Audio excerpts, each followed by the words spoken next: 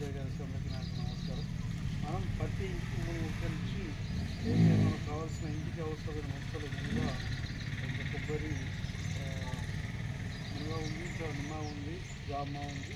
వీటిలో మీకు ఏం అవసరం ఉన్నా మన నర్సరీలు ఉన్నాయి. నా టార్గెట్ ఇంటికి 3 మొక్కలు చొప్పున అంటే 2000 మొక్కలు ఈ గ్రామంలో మహిళా సంఘాల ద్వారా ఇంటింటికి ఇస్తారు.